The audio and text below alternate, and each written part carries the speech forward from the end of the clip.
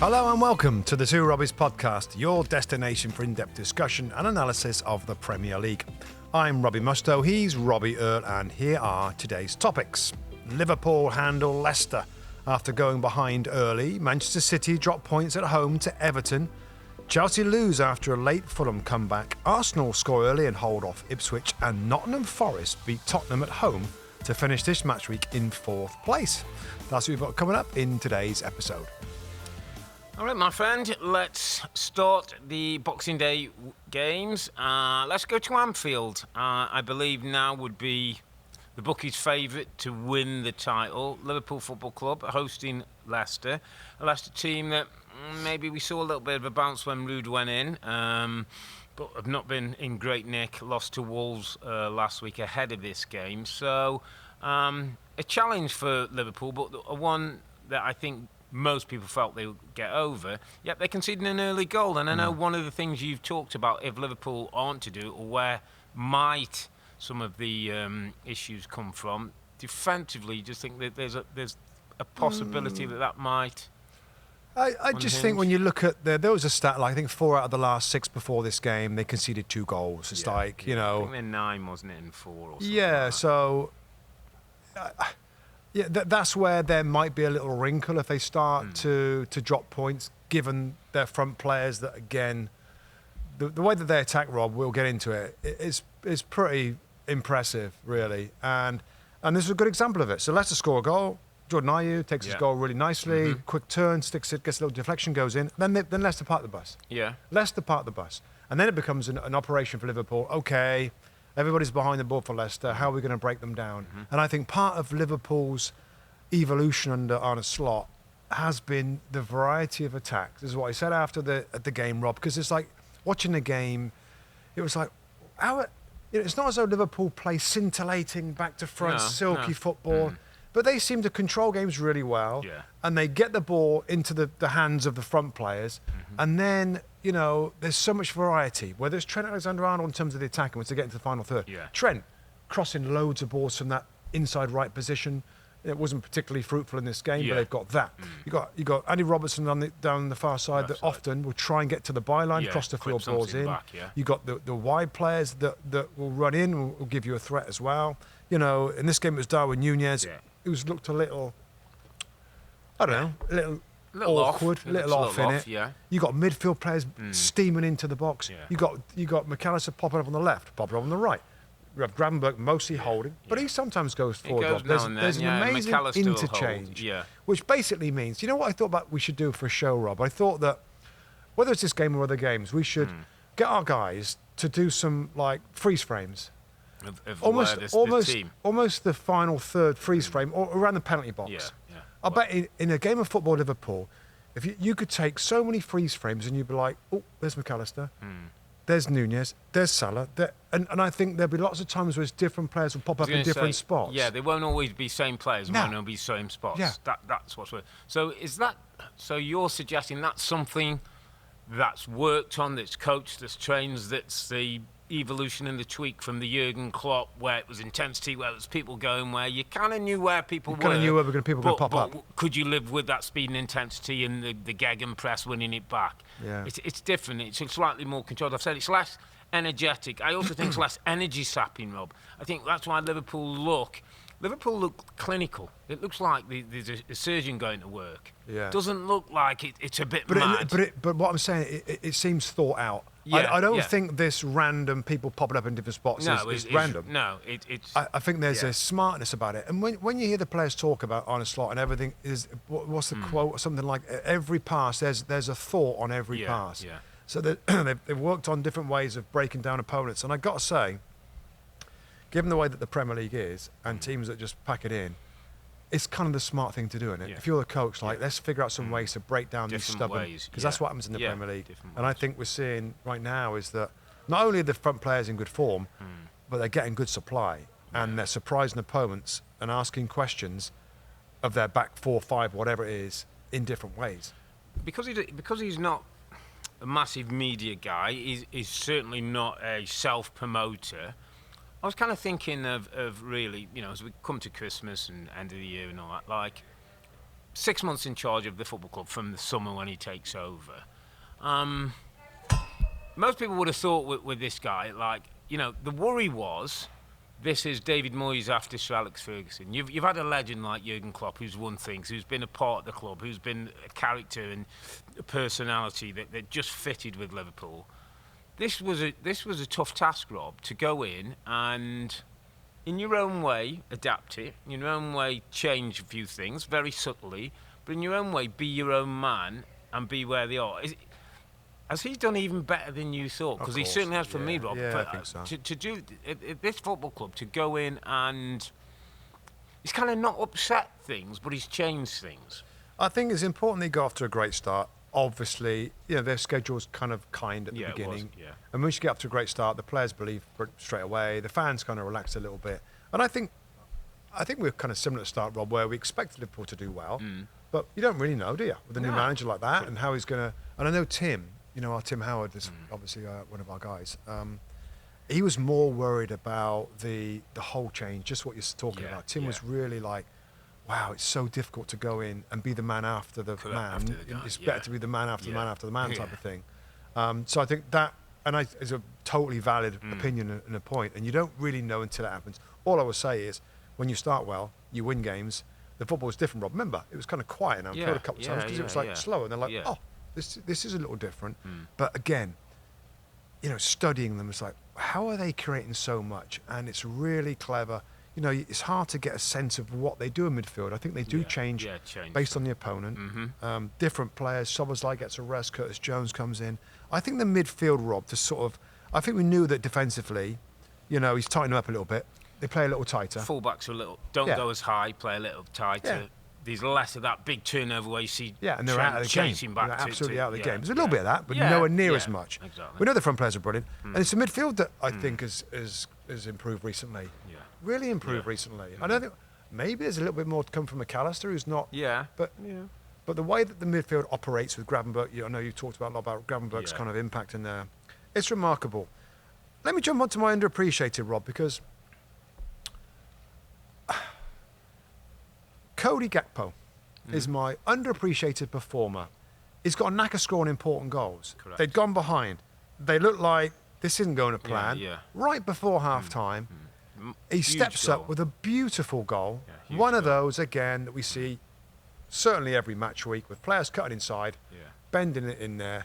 I just think that he is a really consistent performer. Obviously not to the level of Mo Salah. But I tell you what, and Luis Diaz has played a lot on the left-hand side, I think he's a reliable player. He's a reliable player. He gets up and down. And technically, he never has he has like 7.5 out of 10 games all the time. And I just think another one that I think he's better, or he is now under this coach, than we all thought, Rob. Consistent, important goals. You went through. The 2 goals, against City, against Brighton. He got important equalisers against Fulham. Got them back in against Leicester. Important goal, the 1-1 goal, obviously, for change the game. So not necessarily huge numbers. Yeah, he's not getting like 2 or 3. I just think he stepped up when you're like, oh, they're struggling a little bit. When it might not be Mo's moment, and it might not be, Diaz or Nunez or whatever. He seems to have the ability to step up and produce something when others are struggling. So just want to give him a little shout out. It's a good shout. And one of the things I'd wrote, Rob, and Gakpo's a good example. Gravenberch, who is my go-to guy for the season, because I just kind of love what I'm seeing in terms of development. And this has to all go to Arne Slot. There was a number of players in that squad who were inverted, jack of all trades. They played in like a few different positions. You weren't really sure. It's almost like he's honed them into it. Gakpo now, generally from that left-hand side, is reliable, as you say. You know what you can get and can come up with a big moment when he needs one. Gravenberch is detailed that role for him. He's now, looks like a wonder player. This guy's man-managed fingers. Trent Alexander-Arnold is a much more conscious defender than we've seen him any time through his career in the 6 months he's run. So what you're saying is he's tied down. He's defined the roles in the team. Stronger. He's like whatever position it is. This is what I want you to do. Correct. Robertson, I want you there. Trent Alexander, I don't want you doing that. I want you there. More honed roles. Yeah, more specific on the roles. And by the way, and it's not stuck on those. He changes a lot. We know he changes a lot at half-time, makes subtle little changes to make difference. So those roles can change, but when you're in those roles, I think the players know exactly what's expected. Required from them. And it's not predictable, because I've been times when we've looked at it, well, he was over there, and then it's kind of hard to figure out. Yeah, it's hard to figure out. So I've got to go to, and I know this kind of, well, some Liverpool fans may or may not have heard it again, and I've got to go to the little guy on the right-hand side who's got 16 goals and 11 assists, and is, I said on air, he's the happiest unhappy person I've ever seen, because he's playing like a dream, Rob. There's an argument he's playing some of the best football we've seen in Liverpool. Did a little bit of research. The season Liverpool won the title, guess how many goals Mo Salah got? I don't know. 19. He's got 16 now already. Yeah. Guess how old Mo Salah is? 32 years of age. Guess how old Marcus Rashford is? 27. He's 5 years after. Robbie, his hunger, his desire, his goals, his selflessness now. Professionalism as well. Yeah, he looks after his body. Apparently, I heard an honest lot say, with Mo Salah, he's ready to play every 3 days. Like, he isn't one of them who doesn't want to play. I just think, Rob, and it's a big statement, but we'll miss him more and we'll appreciate more when he's gone. And I know what people are saying, he's redefined a position on the football pitch. Erling Haaland is a magnificent centre-forward of great goals. If you put Erling on the right-hand side of any pitch, on any quality team, Manchester City's team, Liverpool's team, he doesn't get you 20 goals. If you put Dominic Solanke on the right-hand side, he doesn't get you 15 goals. This guy can play there and still get you 20-plus goals every season in double figures assists. It is becoming these wide strikers, if you like. It's becoming where the best players play. It started a while back with Ronaldo and all that, and Henry. Started, didn't he, out there as well? Yeah, it's almost like you want your best players in a wider position. Yeah, they come in on goal. Like, almost a central player now is less important for your goals. That makes sense. Apart from Erling Haaland, of course, there's nothing definitive in our game, and nobody can ever say this is what's best, because there's so much variety. Correct. But there's a lot of good goal-scoring wide players now. We're getting good numbers, the types of goals that are scoring, and Mo Salah is a tip-top example of a striker winger, whatever you want to call him. They're giving him a bit of license to play higher. Yeah. So it's a good shout. No, and he's, it's incredible, and the reports is that he's okay with a 1-year contract. Yeah, I think it's gonna be done at some point. Yeah, I think it feels like the two parties want it to be done, and it's going to be done. So Liverpool, Rob, back at the top table, that's 42 points after 17. They've won 13 from 17. They've won 13 from 17. So I listened to Arne Klopp's press conference this morning, just picked a couple of things up, and the phrase that I came away with, which he said, as a team we have to do, he says, is stay humble. He says, we haven't done nothing yet, we've got to stay humble, we've got to continue to do what we do, and he's not going to have talk about titles, he's not going to have talk about where they are, but he's saying stay humble. And it's so fitting of the man, and so fitting in his management style, that hard work's important, principles look like they're important to this guy, and it's an incredible job he's done, and at the moment, Rob, they are in absolute pole position, tip-top, with a squad that's getting stronger, getting people back. Only Konate out, really. Conor Bradley's out and Konate are out. But what I like about that is that I feel like when things are going well, I like to hear a coach, and this is, by the way, when I've played as well as now, is basically admit, we're going good, but we can get better. There's still, and that's the stay humble bit. Like, don't think you've made it, or don't think you've cracked it off. And I think he'll keep on the toes with that. And some of the players are saying the same thing, Rob, isn't it? So it's like, we're doing pretty good, but we can get better. And there's this, that, and the other that they can try and improve on. So, I like it. Liverpool doing everything absolutely brilliantly right now. Let's go to the Etihad, because things weren't going glowingly there. People were suggesting, what was it, 1 win in 12 before this? What we're going to get from City against an Everton team we know are going to be well set up, know going to be structured. We know it's going to be difficult to score goals against. Manchester City do get themselves one up. Bernardo Silva with the goal 14 minutes, but get caught. Does that enjoy with a beautiful finish for Everton? You'd have to say, lovely touch. Lovely. Great goal. And lovely finish in the end. And then at 1-1, game in the balance, City couldn't get it over the line, couldn't get the job done, kind of fell into the narrative that we've seen of late. This isn't the same City we've known for the last 6, 7, 8 years under Pep. Flat. There's no inspiration with their play. The atmosphere in the stadium's low. They go up, they normally expect them to really cruise control, score more goals, or totally take the sting out of the game with football. You know, I just think there's a lack of drive, a lack of determination. These players, Rob, no, they're not winning the league. Yeah. And if you think about it, when you've won 6 out of 7, and you're like, we're not in it this year. Where? I know they got to try. Champions League. The Champions League is a challenge for them. That may liven them up, shake them up a little bit later on. But I look like a team that's got no sparkle, no zip in their football. They possess it okay, but possessing it okay and going through the motions, Rob, is that too hard a statement? Their motions are possession. The drive and the determination is cutting through and finding a way to score and to win a game like that. Yeah. That I don't see it. It's collective though as well, isn't it? It's not like you're seeing 2 or 3 people. It's the whole team, Rob. Well, it's contagious, isn't it? Yeah, there isn't any. You know, Bernardo Silva's tapping away and trying to get things going, but you can see it is flat. I mean, again, chucking out a provocative one, like. We saw Wenger, we saw Sir Alex, 2 of the best, and that. I don't think we ever saw a kind of fall off like this with those teams. This seems a bit different. So what does that mean then? Yeah. I mean, it's. I tell you what, I find it increasingly difficult to imagine is Pep's Manchester City firing again like they did before. Yeah. Now, is that just because I'm seeing it and I'm in? It's just because it's gone on for so long. He's probably got when you lose refresh in it. Yeah, but you've when got to you lose it as a manager or as a team, and this whole rebuilding thing. Do you ever get it back? Yeah, I mean, I know that Wenger and Sir Alex Ferguson, they did kind of rebuild, and Pep has kind of. Yeah, started that. But after such a drop off, am I crazy to think like this is beginning of the end of Pep at City, that this isn't he's gonna find it really hard to get everybody.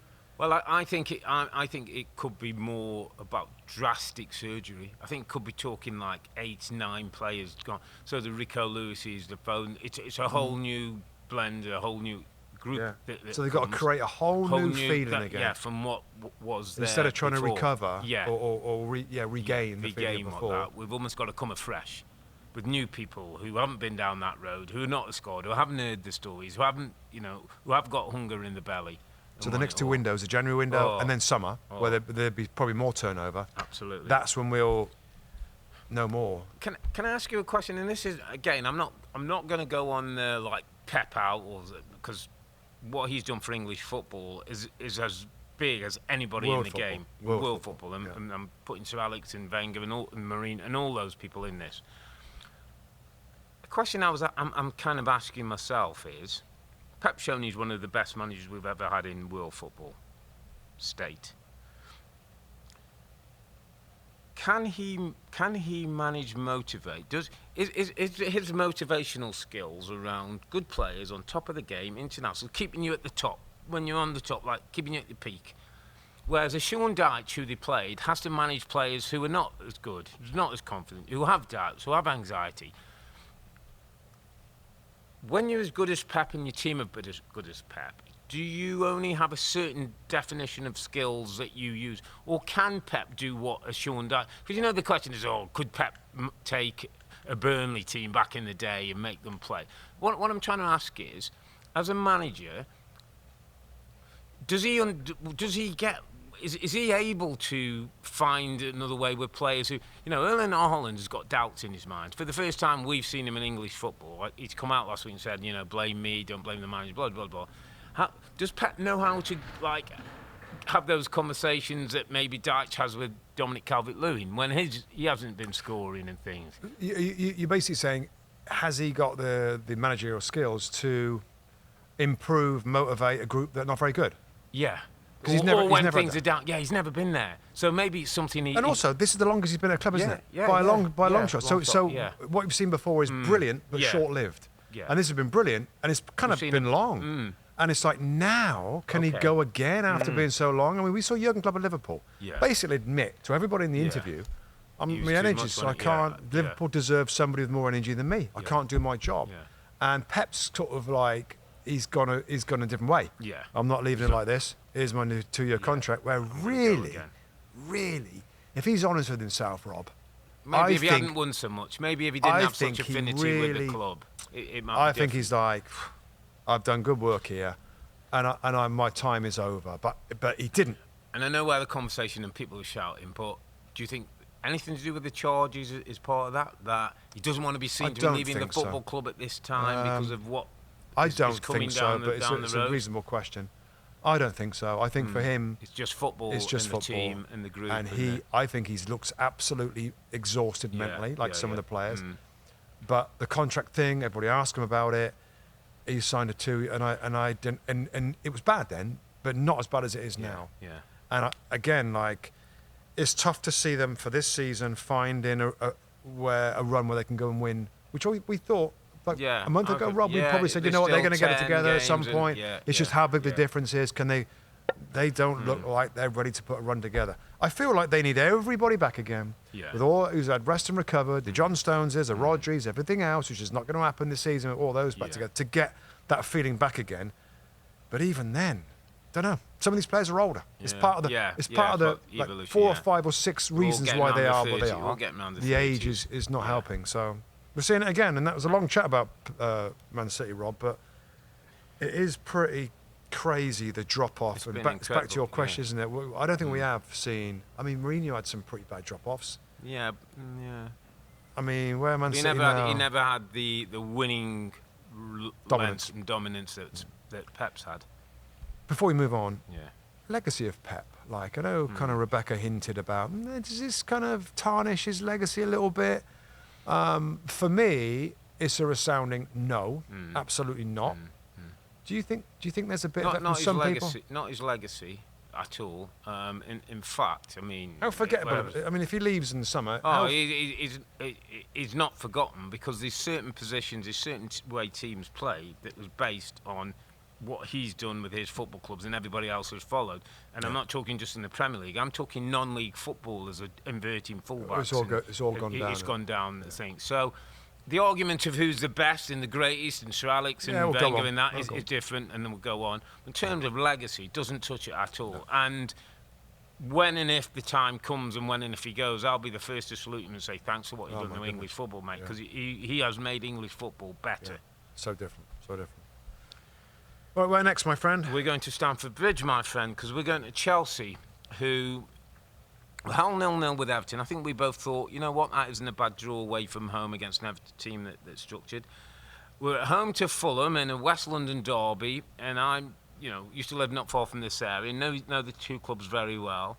And if Chelsea were facing Fulham, there's only ever one winner, Robbie Mustoe, and it's the team in blue. So guess what the Premier League goes and does? Yeah. It goes and lets Chelsea go 1-0 up, and then in the last 10 minutes of the game, it goes and lets Harry Wilson come on for another late equaliser. It lets Munoz come on for another late winner, and it has Marco Silva running down the touchline, Mourinho style. I think the first win in 30, 40 years, is it, since the last one there? I mean, incredible stuff, and a reason why I love the Premier League.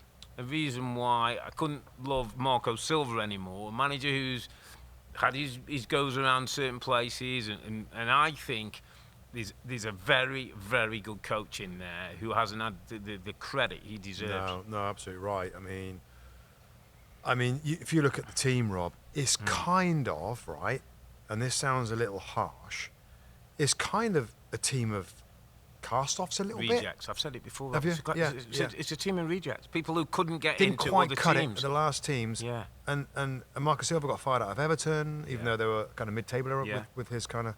Yeah, it's remarkable. And swinging back on Chelsea, I mean, this was the games going on in the window, Rob, the big window. Yeah. There's a zillion games going on at the same time. So it's hard to get a real detail on it. But every time I looked at the game, and that's quite a lot, Fulham were great value. Yeah. Like throwing people forward, really dominating possession. It looked like a disappointing performance from Chelsea. And they're going to happen. They're young and everything else. Which is why said we're not in the title race. Right. So are people knee-jerking a little bit with this to say, oh, this is it. This is why Chelsea aren't going to do it. This is why they can't win it. Which I'm like, they lost the game. Yeah. I mean, they've lost 5. They're 1 point behind Arsenal after 18 games, almost halfway. Yeah. And they had a bad game. Yeah, exactly. Is it... how much do you think? Well, how much is it okay to have a bad day, or is there something more indicative in this performance? It's okay this is to it. have a bad day, and actually, it's okay. It's more okay to have a bad day when you're Chelsea, because these are the things they've got to get themselves through. These are the moments. These are the times. These are the reactions to them, because they're learning. It's a young club. It's a young team with a young manager, and I've said it before. It's learning as they go, and they've overachieved so far. And yes, they fell to Fulham in a manner. They drew last time, didn't they? They drew with Everton. What's it? 0-0 with Everton. They went to Goodison Park, and it was a tough game. It wasn't a great game. So they've had a couple of. Games that not quite at it. Guess what? That's what this league is about, Rob. Yeah. Sometimes having a bit of a disappointment. Sometimes not playing well. Okay, how do we get back to winning? How do we click together? How do we make sure? That's what I'm concerned with Chelsea. So the bit about all those, this is what we're looking for. They're not good as they are. Doesn't mean. I wouldn't even be listening to that. If Chelsea now go and not win for the next 4 or 5 games, there'll be there you someone. go. Yeah, there you go. This is why. I get it a bit more. I get it a bit more if it's that kind of one. There's 2 games. They're right there. But they're even right there. You know, good teams, bad teams, young teams, old teams. Teams go through that. Yeah, they lose games. This is what they've got to get through and come out the other side, because that's what's going to stand them instead. So when in a couple of years' time, they're ready to go for a title, they'll know what that's about when Fulham come and make sure that we get the job done. Is Anthony Robertson the best left back in the Premier League? He's in the conversation of. Absolutely is in the conversation. Absolutely in the conversation of. Pace, strength. Can play in different roles. Could be a left full-back, could be a wing-back. Forward. He's got good size. There ain't pound for pound many better, Rob. Well, getting the assist, the pace that he's got, the crossing ability that he's got. Again, there's a few more teams now playing with wing-backs. And I think he's the most perfect wing-back ever. Yeah. Well, saying that, he's pretty good full-back because he's got the energy in the legs to forward, go and play like and a wing-back in a back four and still get back. So, yeah, I mean, he's got... I feel like recently people have just taken notice. Really taken notice of Anthony Robertson. I would assume there'd be a few clubs taking notice. Some of the biggest clubs, Because left backs, there are many of them. Let me just give you another little mention as well, and I'm going to do it for a couple of reasons. Alex Iwobi, my friend, kind of rejected out of Arsenal, rejected out of Everton, has to go to Fulham. Is he going to be a bit part player? Wow. Yeah, I know. 5 goals and goals. And the other thing, and this is just something something random that I saw. He did a fantastic thing, Rob, and it's a thing that professional footballers don't ever get credit for, and it doesn't get a lot of media. He opened a shop in London. He stocked the shop with food and drink and everything you could want for Christmas, and told people who were homeless or couldn't afford to have dinner, come and get what you want. And he gave free food away, Rob, and people were in tears, like, I can feed my family. I mean, just incredible stuff. Brilliant, yeah, brilliant. And it's just stuff that we never hear of, and so... Rashford did it, didn't he? Marcus Rashford did it similar. But you know, players get a bad rap at times for lots of things that we see and read in the papers, and it's good to see a guy who's on top of his game, obviously enjoying his football, loving being in London, and helping people, understanding that, you know what, in his position you can help people as well. So they're one of a few clubs you can put in there: the Forest, Bournemouth, Fulham, Brighton, Brentford, that are doing things in the top half of the league table that we haven't seen so many do it. Not like this. Maybe a conversation for another day, Rob, about... Well run, by the way. Particularly well run. Good recruitment. Yeah. And I feel like, and again, we won't get into it too much right now, but the whole PSR thing is stopping some of the wealthiest clubs to buying their way to success, buying their way out of trouble. So they can't do it now. Parity, it's a little bit more parity, I feel like. And the more I see the table, it keeps, I'm like, wow, Bournemouth... Yeah. So if you make good recruitment and you've got a smart manager, a lot of smart managers now, Rob, in the league. A lot of very smart tactical managers now. I think it's made for a more competitive league. There's always going to be an outstanding team. I mean, it's Liverpool, the outstanding team. Be a couple of but teams the others, you can throw a blanket over quite a lot of the clubs in this top half of the Premier League. So just something to keep an eye on. I think, is it Charles Khan, the owner? His son is a big footballer and is heavy into the football side. And I've got a connection. Might see if we could get him on the podcast one time, just to give us a bit of a sense of what's these going on. clubs that are overachieving, it seems. Absolutely. Brilliant.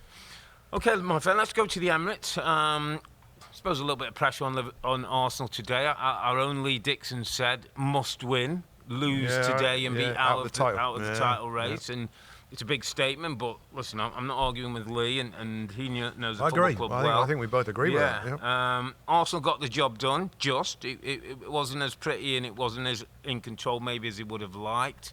No Bukayo Saka, we know, so just like Martinelli played on that right-hand side. Yep. Havertz played in a sort of deeper role, but got quite central to Jesus as a striker. Is it okay today just to get the win, Rob? Because I kind of feel it is, and I know that people will be critical. In a couple of days, with the amount of games that go on at Christmas, it's 3 points that did the job. Yeah. And I know the narrative, and I know we see Liverpool, and we're going to compare and contrast and go, Liverpool are much better. But Arsenal won, and it's about winning. Yeah. I know after the game, Rob, I felt a bit conflicted, really, because of course I understand it's about 3 points, and Lee Dixon's absolutely right. It was a scruffy performance, but they won, and that's all important. I was just I guess I expected a little bit more, but maybe I'm being a little unfair. I think I'll say this: without Bukayo Saka, they got to find a new way, a new groove, a new rhythm, a new pattern. You know, and I sort of say that a team looks grooved, right? They didn't look grooved today, but it's okay because there's a big adjustment to be made. And Martinelli is there, and I think the position of Havertz is a little bit different. Lewis Skelly, the young fullback, is coming inside a little bit. So they're finding a new way. Yeah. All I would say is that new way needs to groove itself pretty quick, and it's got to be effective. You know, it's got to, Havertz. I mean, Havertz, fair play to him. Yeah, he had a good game today. Really good game in different parts. Jesus needs to keep scoring, Rob. Yeah. So their new way, their new groove, without the maestro, the incredible talent of that guy, who apparently has had a procedure, which doesn't sound good on your hamstring. A couple of months they're talking, aren't they? Minimum 8 weeks. Yeah. That's a long time to be without a star player. You've got to get so fit, find a groove. I know. So find a groove, be effective, and with the way Liverpool are going, there's just a little wiggle room now with that start. We've got a window, my friend. We've got a window. Could we have a little look at the window and say, okay, we're a little short. We've lost a star player. Sterling's also, I think. Yeah, he's another. Sorry, we should have mentioned him today. Another one who's not another available. right winger that's out for a while. Yeah. So, could we go in the market and find one at this time of the year? Well, let me whisper one to you. Marcus. Well, no way. Let me whisper one. Marcus is available. He's not playing any football. He's 27 years of age. Can play central. Can play left or right. He wants to play football. Oh boy. Yeah, Rashford to Arsenal. Wow, not for me, but it's a reasonable shout. I mean, I feel like with Arsenal, Rob, and I'll throw it back to you real quick. Are they a couple of? Lee Dixon told a story when he was at Arsenal, and they won the title. Pires was out, but they had like Dennis Bergkamp, they had Freddie Ljungberg, they had Thierry Henry, and all these. Are Arsenal still lacking a couple of difference makers, or even one? Like if it was Alexander Isak, a real classy operator that many would believe, including me, that can score a ton of goals. But even two of them, is there enough difference makers, stars, that when their team isn't purring and when they haven't got their key players out there, because when they are purring, then they can win a title. But that's what I'm saying. They haven't. They've missed players. Are they lacking a couple of stars, sparkle? You say that, Rob, and I hear it. And Isak's the right kind of profile of forward that you're talking about. The other one I'd chuck in there for them would be Cunha. I think would be a brilliant addition to them. Yeah, that kind of player. Cunha from Wolves. Yeah. But what I'm saying is, there are days when I've seen Alexander Isak. And it hasn't all come together, mate. His touch has been a bit off, and he's not quite. Not many of them. But he has those days as well.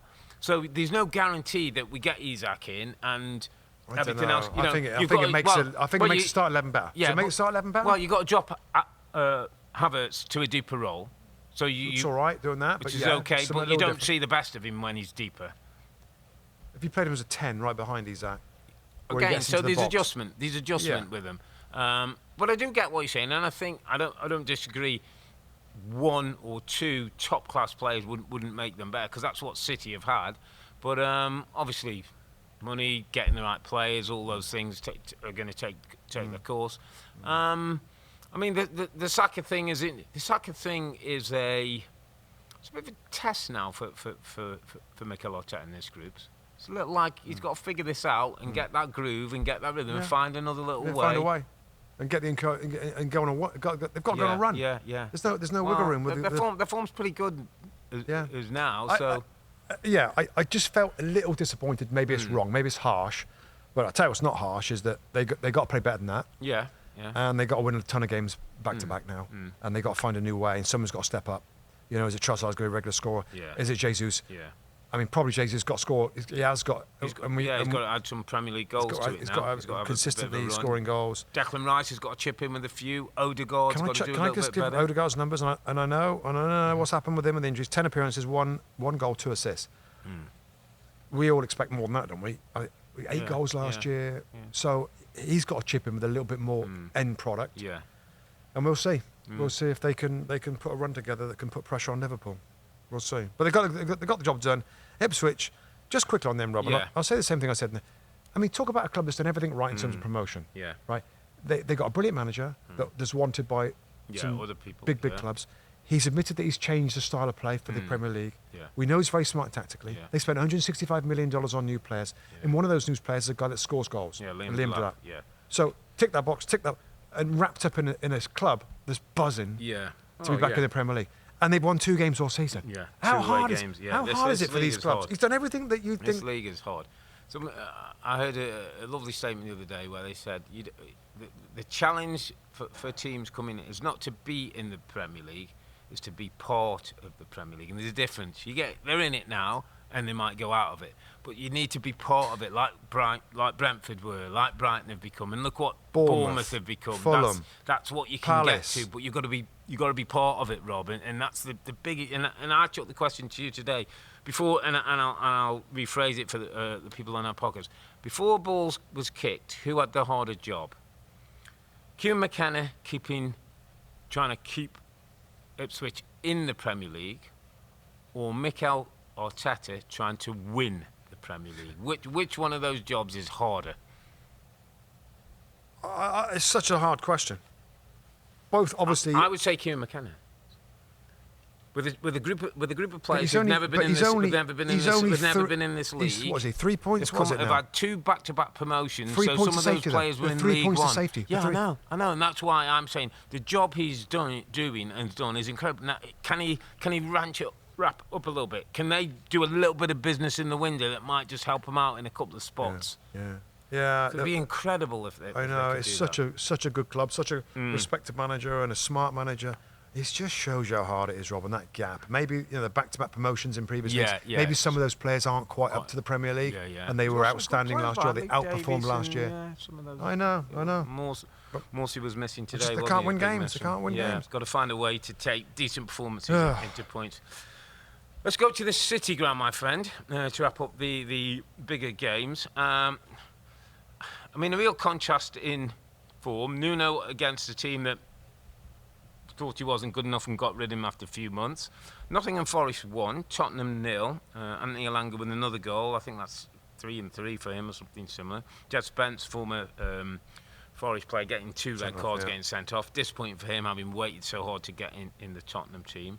I thought this game represented a lot of things, Rob, about the league and about the teams and about different approaches to the game. Nottingham Forest deserve way more credit than they seem to be getting. They sit 4th in the Premier League now, in the Champions League spots. Incredible turnaround by Nuno. And again, I was watching this game, obviously as best I could. And again, it wasn't a brilliant Nottingham Forest performance. It wasn't a great Chris Wood having lots of chances day. It wasn't, Gibbs White totally running the game, although he played a lovely ball through for the Elanga goal. But it was about structure, Rob. It was about Murillo and Milenkovic. It was about Sells, the goalkeeper. It was about Aina and it's about a bit of structure that says, when the football isn't going well, we're going to have a bit of structure, and that can hold us in good stead. And that's a team in red, who are Nottingham Forest, who won the game 1-0. These are 2 ends of the scale.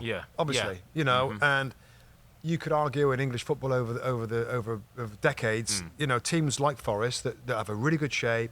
They're really quick on the counter attack. They've got a guy up front that can score goals, and a creative midfield player in Gibbs White. They generally is it easier to get success in that way Than a easy team? is not the right way, but No. I know what you mean.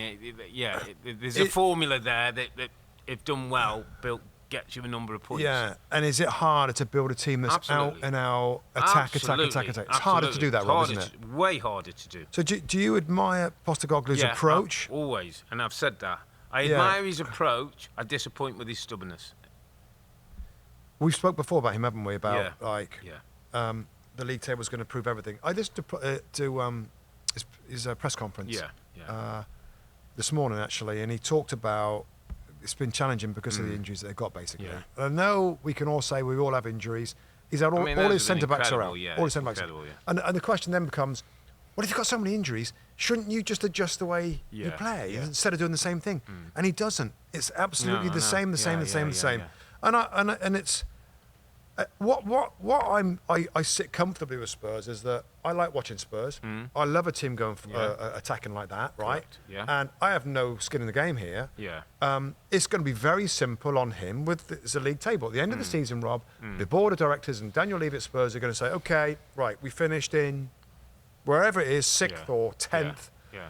Considering the injuries, considering the progression of some parts of the game, and some of these younger players that are going to get better, well, how do we feel he's done? And if they feel like, you know what, I think we're moving in the right place, they're building something with Ange, right? Yeah. And it takes time to change over from what they were before. They finished 5th last year. Yeah. They finished 5th last year, Spurs, in lots of change, to style, to players, to Harry Kane, to everything else. To 4th.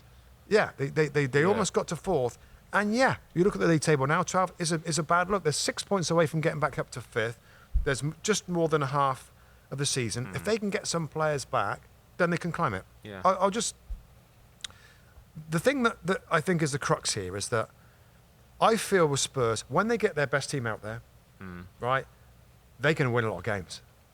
But how often is it in this league, Rob, when you can find all your best players fit, and it's a good day and you're playing well? That might be 7 or 8 times a season. So are we, between now and the end of the season, and maybe into next year, the couple of players get injured, are we always going to be saying, well, we're just waiting for Ange to have all his best players because that's when we see the best of them? You can't.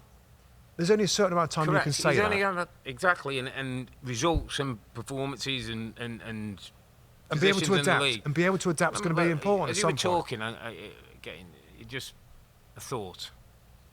Robbie Mustoe's in his prime. He's 26, 27, 28 years of age. You know, where you've got your energy, you can get about. You're a defensive midfield player who can break up the play and got ability to set things off. You're playing in the Tottenham Hotspur team, and then every time they go forward and you go out, about 1 million people are running at you in the opposite way. What you saying? What you do? Yeah, I'm getting people back. Yeah. You're not going to allow that to happen and be the player you are. Well, there's a bit of that because, to be fair, I had a little bit of that in my career. We played with these Brazilian players and we were very much gung-ho, a little bit like it. Yeah. And I tried my best to cover in the ground, but I couldn't do it. Yeah, but the manager wasn't changing things. So I'm probably, I say that I'm going to try and get people back, but I think I'll understand that that's what the manager wants. So and I'm trying my best here to fill the flipping gaps when people have run forward. Yeah. But I'm not going to disobey and say, you sit in, Basuma or whoever it is, or Porro, get back in there. Yeah. So I think the manager still dictates, Rob. I think he still dictates of how they play, and it's just whether there is going to be an adjustment if he can't put his best team out there, because if he doesn't and he doesn't adjust, if they finish 12th in the league table, right, at the end of the season, he's in trouble, isn't he? He might be in trouble. Yeah. Even though I want to see more. Somebody said to me that Europe might be the spot for him. Try and win. He's got a League Cup and he's got European competition. I mean, he said he's still doing well in the league. In the top European 10 finish football. with a He's still got time to recover. Somewhere. He's in the semi-final of the League Cup. He's got the FA Cup to come. So there's still a lot to play for. It's just, I almost get defensive, Rob, when I hear all the negativity. It feels like it's fashionable. He don't now, do this. It's fashionable. How many games has he got? Is he the man who's on the hot seat now in the Premier League under pressure? Come on. Let's a guy that's trying to build something and do something very differently. Let's try and be a little bit patient. I know exactly where he is in the league table is not acceptable, but let's try and be a little bit more I guess, patient and understanding of the situation. I'm just going to go back to a little bit of Forest love before we move on, because my underappreciated it's a performer Forest of player. the week is Matt Sells, the Nottingham Forest goalkeeper, my friend, who I believe now has got 7 clean sheets this season. He's got a good, he's got a good decent defence in front of him with Murillo and Milankovic and Aina and Nico Williams or Moreno when he's in. He's got good structure about the team. He played brilliant at the weekend. Him and Brennan Johnson were like having a shootout. Brennan Johnson having shots, he's getting them all over the place. But kind of a goalkeeper who doesn't get any headlines, plays in a team that's not super fashionable. They're top 4, and I saw him at the weekend and thought he deserves a little bit of a mention, because these others, we've had Murillo, we've picked Milankovic, we've talked about Gibbs White, we've talked about Chris Woods. We've got a decent goalkeeper as well in And to be fair to him and Forest, they've gone through a few goalies. They've gone through a few goalies in the last. Wasn't it? It's been Turner and Henderson, wasn't he? Dean Henderson. Was there. So they've gone through some and they've picked the good ones. And it's kind of it's like Forest. Yeah. They've had all these players come through. It's like not quite right. No, another more players. Yeah. There you go. Boom. Good one. Centre backs. Yeah. There we go. We've got 2 good ones. Yeah. And they've kept going. And that's another example of it's a good pick out. It's a good pick out. It's a good story. Yeah. Okay, mate, we're going to move things on to the other results. And this is a big game. You said that's the big game. There was another big game. St James's Park was a big game. Not big game, but huge game. Newcastle, Villa, 2 teams I think vying for similar spots in getting Champions League football again. Similar teams. I said, good managers. I think just both of us thought this one, St James's Park on a Boxing Day, with that behind you get the sense like Newcastle would be up for it. As it went to, Gordon got a beautiful goal, 2 minutes, bent it away from Emi Martinez to get the goal. And then we had a big moment in the game, mate. John Duran, who was in the team, goes and makes a challenge on Fabian Schär. He gets a straight red card. It was appealed by Aston Villa. We can just tell they've lost the appeal. Yeah. The 3-game ban is going to 3 games. 3-game ban for violent conduct is going to stand. I know some people were saying whether they didn't think he meant to do it and he didn't put his foot and he was accidental. I don't buy that. I've got to be honest. Watched it enough times, Rob. I've been in that situation enough times.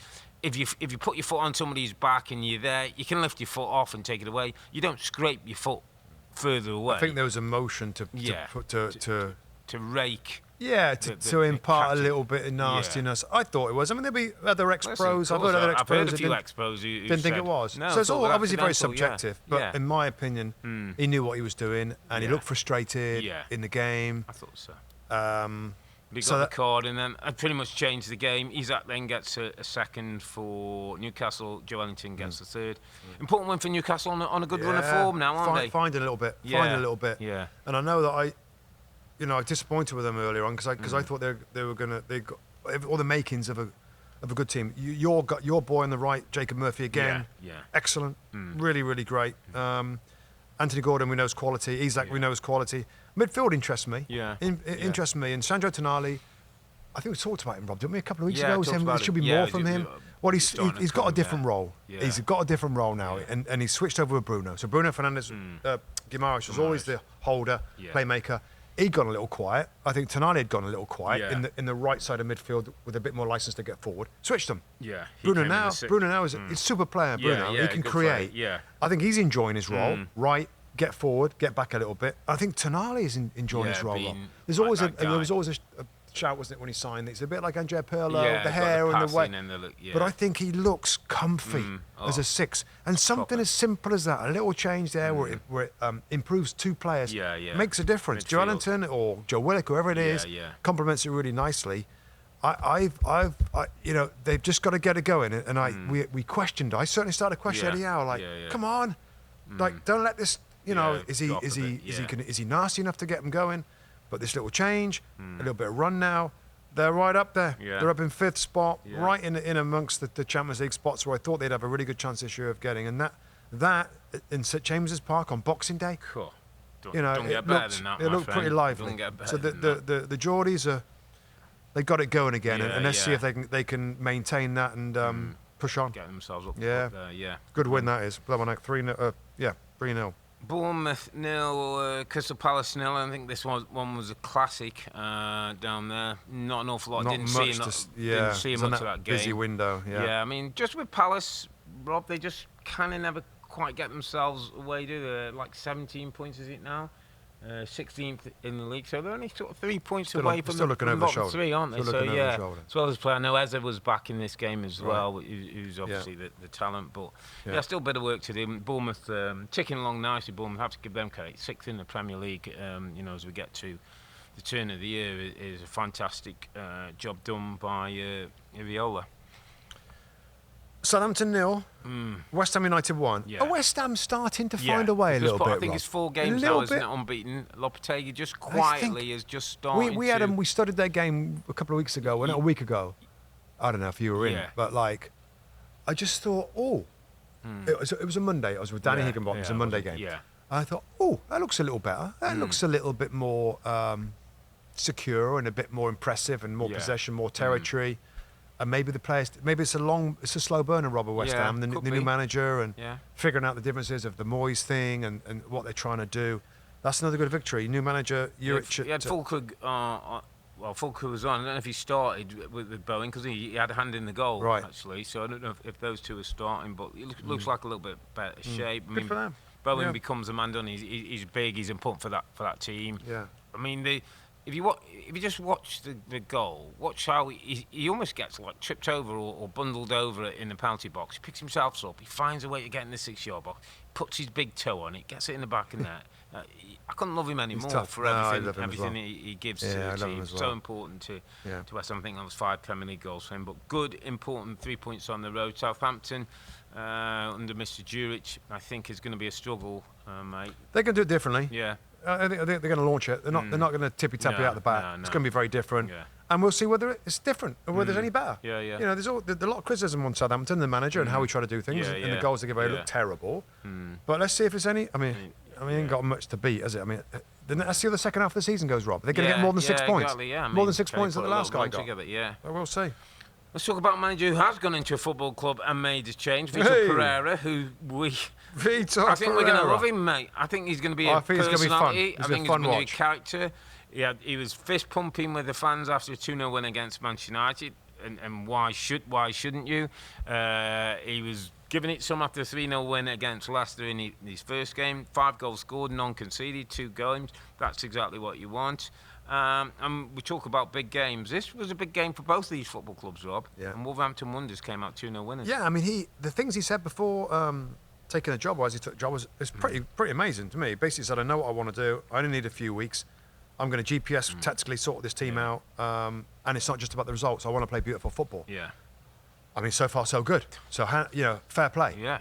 He sat there. I mean, he's experienced, Rob. He's won things in lots of other countries. I know they're not the big leagues, but he's won stuff. He knows. I know, but this team, I mean, really, are they going to win? I mean, this is brilliant for the Wolverhampton Wanderers board to make that big call on Gary O'Neill. Done a really good job last year, particularly. That's some impact. Of course, it probably helps. You've got the Brazilian players, the Portuguese players, all speak Portuguese. Apparently, there was 8 or 9 in the team. He can still play Mateus Cunha at the moment. We know there's a ban coming up. He's got done for improper conduct or whatever. Yeah. So he's going to be out of the team soon. That's going to be a big blow. Yeah. Other than that, I love the 2 little Brazilians, the little brothers. I mean, they're not brothers, but Andre and João Gomes are both 23, both young Brazilians. They look the same. They play the same. What's wrong with having 2 good? Smaller midfield players in there. Dynamic. Semedo, Aït-Nouri are decent wing backs. I mean, it's interesting. A little switch he's done there, hasn't he, as well? Because he's put Semedo wider and Doherty's going as a right side centre back, which is something he must have seen. He must have liked. Got to say, they were helped by a certain Mr. Bruno Fernandes and 3rd red card of the season, Rob. For one got rescinded. One got rescinded. But 2 or 3 loose challenges when you're captain of Manchester United Football Club in the situation they are. It was irresponsible at the very least. Yeah, disappointing. Disappointing. Yeah, really bad. Really bad. My biggest takeaway from this for Manchester United and Ruben Amorim, I'm hearing all how many games he's won and the percentages and all that, which I'm not really that bothered about. The biggest disappointment for me, Rob, is, and I'm sure for Amorim, is every 90 minutes that Manchester United play, whatever the system, whatever the players, it's kind of fact-finding. We're talking about learning and that. This almost felt like it was a waste because I didn't learn anything. I don't know anything more or anything less about Manchester United in this group and where they are. Well, as soon as a man gets sent off, for me, it's like ruins the game. Yeah. Because then everything changes, a man extra, different strategies, different. So that's what you're saying, isn't it? Like you don't learn anything based on that. You know, I said something after the game, or maybe at half-time, you know, that maybe sounds like silly. I still think I see more. Well, I know I see more structure than Erik ten Hag's Manchester United, and I know this wasn't a great game for Man United. Is that where we're pinning ourselves though, saying that it's better than Ten Hag? I mean, Ten Hag wasn't very good at it, so he didn't have any structure. So, I think what I'm trying to say is I can see what the manager's trying to do. Okay. It's pretty obvious now that the players that don't play in a shielded or in a safe manner to try and get better results. Yeah.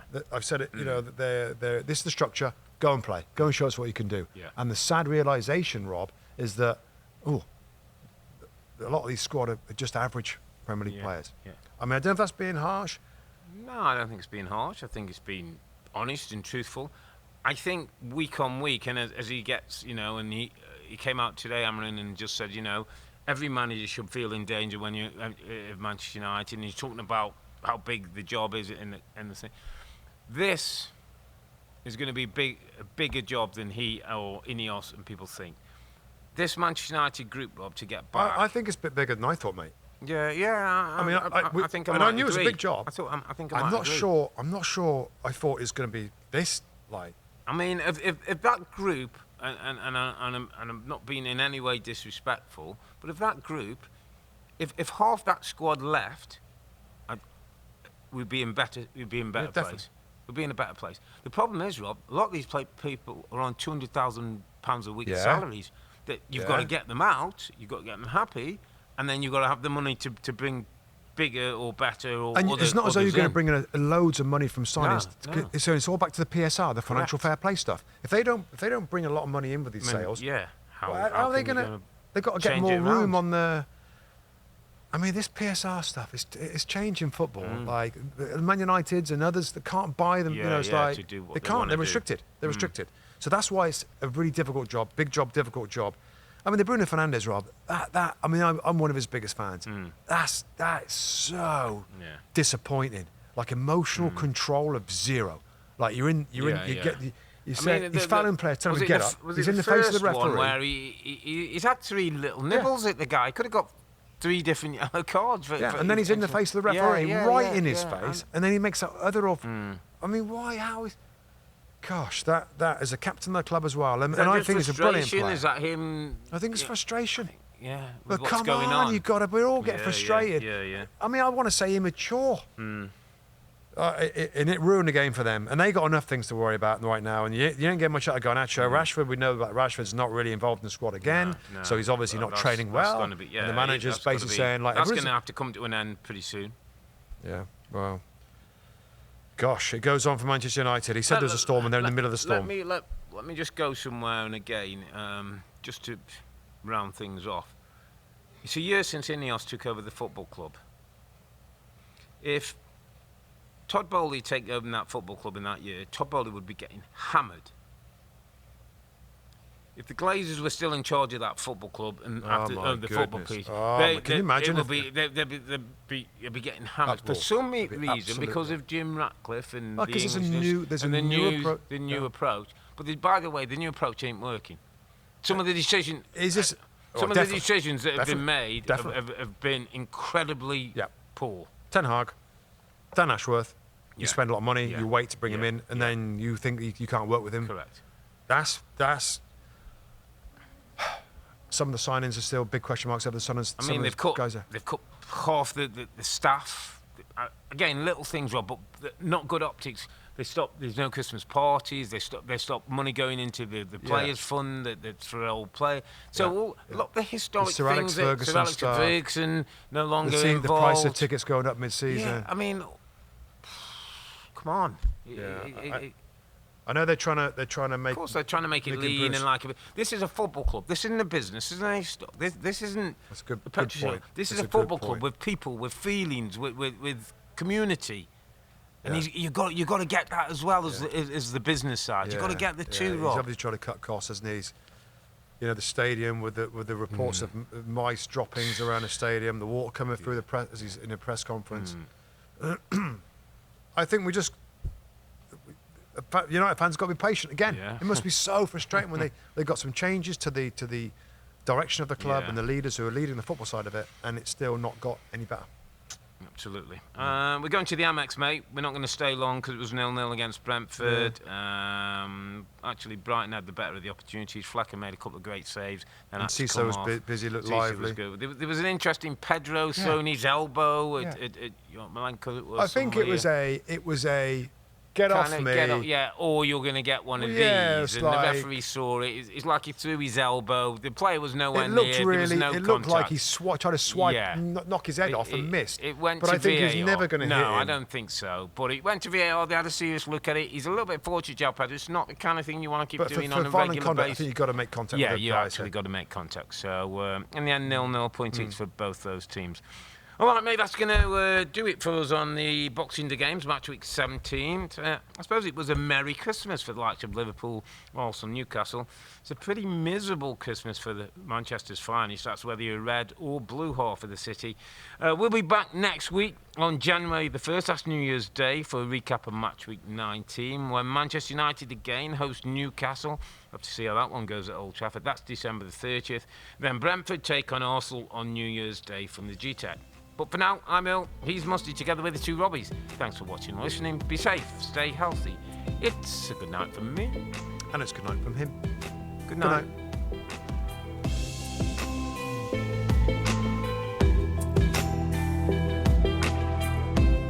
Hi there, I'm Rebecca Lowe, studio host of NBC's coverage of the Premier League. Don't forget to hit subscribe to watch more videos all season long. And if you want even more Premier League content, from original series to live matches, head over to Peacock.